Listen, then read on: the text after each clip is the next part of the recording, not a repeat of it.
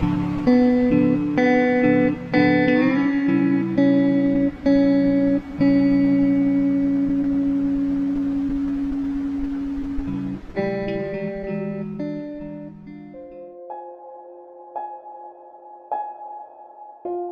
Grand Theft Auto 5, messages around the map hint at a dark secret involving an unknown side character, Fred. The messages state, "Old Fred acts nice, but it ain't so. Ain't no mystery they drowned her because of what she knew. Fred makes cartoons for kids, funny thing considering what he hid, and David Richard knows." These messages reveal that Fred produced a kids' movie, and David Richards, a film producer who founded a movie production studio, is connected, as his name appears in the messages. In Solomon's office, you can find a letter on the desk written by Fred Quincy. The letter reveals that Fred killed a man named Isaac for underperforming on the movie Bip the Dog. A woman found out about the murder and was going to expose Fred for hiding Isaac's body in a mine shaft, so he killed her too. Underwater, west of the map, you can see the woman's body with a bag over her head and her legs covered in cement. Go to the mine shaft and use an explosive to break open the door. Inside you will find Isaac's body with a movie tape next to his feet. The identity of the person who wrote the messages remains unknown.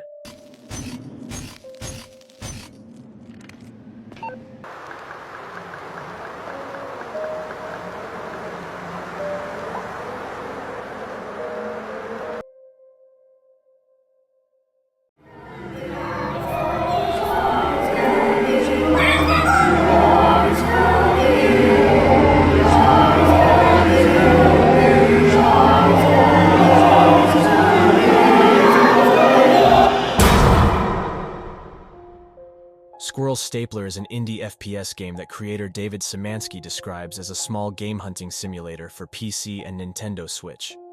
In the game, you play as a man who wakes up in a cabin, remembering that he killed and skinned his wife the night before.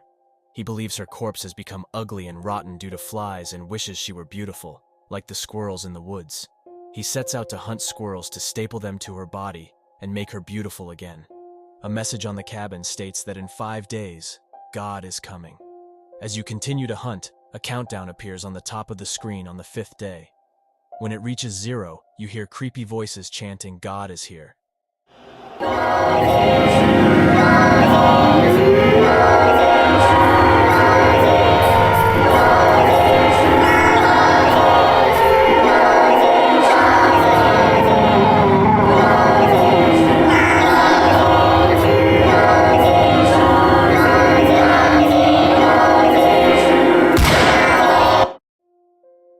When you turn around, a giant squirrel monster appears behind you and the game ends.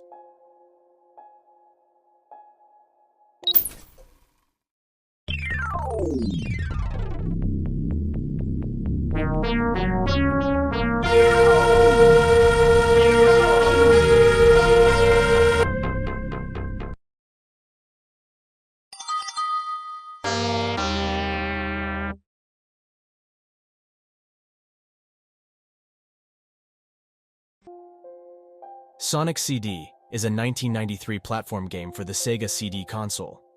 Like many Sonic games, Sonic CD features a hidden sound test mode where you can play different songs from the game.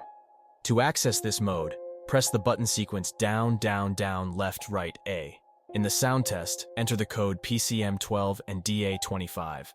A faster version of the final boss music begins to play with Robotnik's laughter in the background.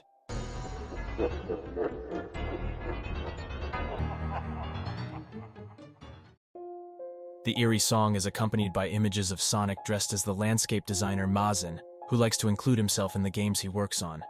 The Japanese text in the middle reads, "Fun is Infinite Sega Enterprises," signed by Mazin.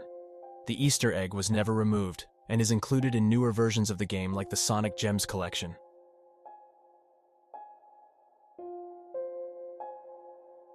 Today I'm gonna try the new McDonald's Grimace Shake. Let's taste it.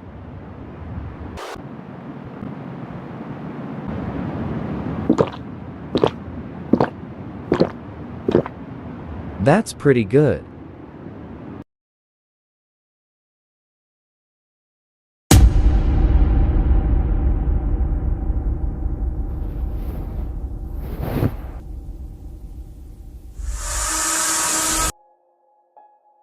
Gorebox is a Minecraft-style sandbox video game recognized for its graphic content and dark humor.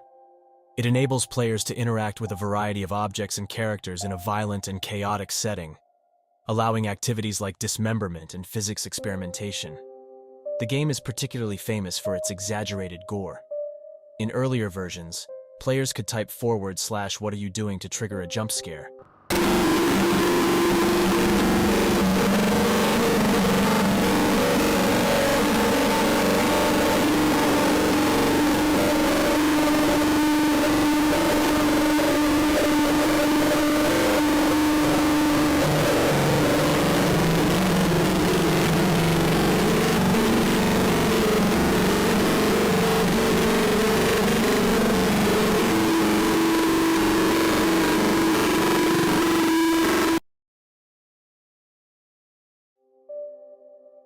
Displaying the words across the screen. This feature was later removed and repurposed as an anti-cheating measure to scare hackers. In Red Dead Redemption 2, there is a side quest where you must visit 3 locations to find pieces of a map.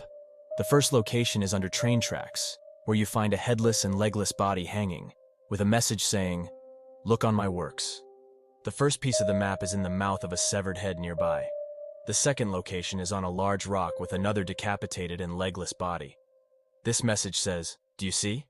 The second piece of the map is in the mouth of a severed head on another big rock. The final piece is found on a giant overgrown tree with the message, "Behold." Once you have all the pieces, they combine to reveal a path leading past a bridge into the woods, where you find a destroyed house with a cellar. Once inside, you see dead bodies, skulls, and letters scattered everywhere. A camera is visible in the corner. On the ground, there is a knife that can be examined. As you examine it, a man appears behind you and knocks Arthur out. A cutscene plays where the killer asks, "Do you like pain?" You then have the option to throw a head at the killer and kill him before he kills you.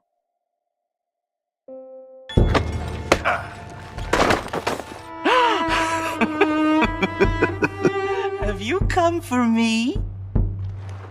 Or was this all nasty surprise? Or maybe it's both. Maybe it is a nasty surprise, even though you knew I was going to be here. Which is it?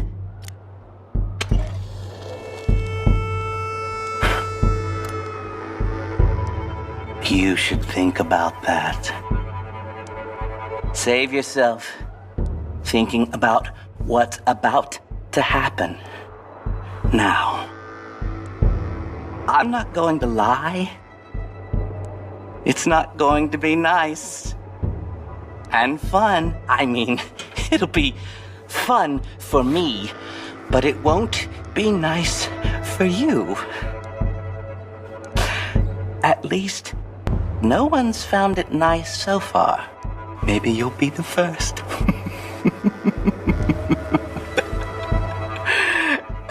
Do you like pain? Is it your friend? It's about to become your very close friend. Very close.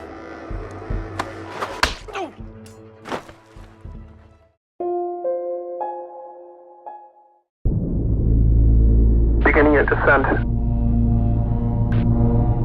Cruising depth in roughly 40 seconds. Stand by.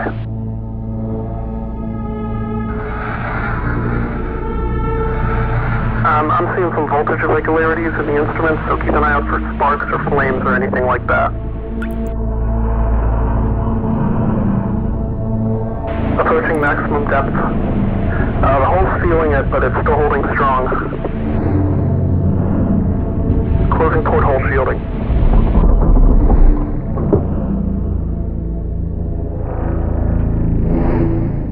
We're starting to lose radio signal. You'll be at cruise depth soon, so refreshing and be careful. You're on your own. Good. Iron Lung is a first-person submarine simulation horror game created by David Szymanski, the developer of Squirrel Stapler, released in 2022.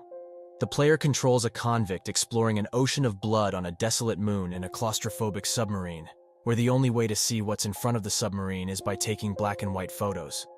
At the end of the game, the submarine begins to flood with blood as it travels to the final point of interest, where a monster attacks the submarine, jump-scaring the player and ending the game. The game became very popular in the horror gaming community, and a movie directed by Markiplier is being developed.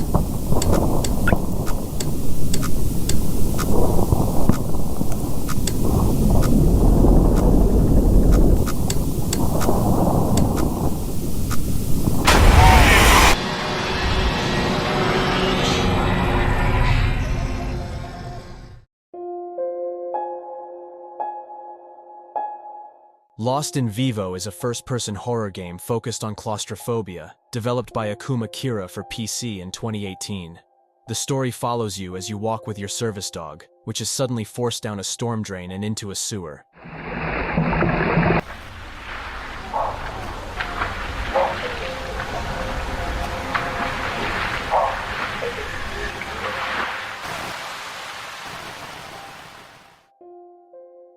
You find the nearest manhole to pursue her, relying on the sound of the dog's barking as your guide. The game evokes a Silent Hill atmosphere, featuring unsettling enemies like the Siren.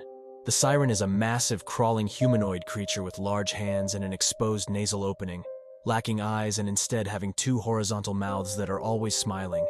It has no legs, ending in a large stump that forces it to crawl to chase the player. You encounter the Siren in its lair, where you must locate and defeat 3 talking brains. After each brain is destroyed, you must fend off the Siren in a final boss fight and puzzle in the last area.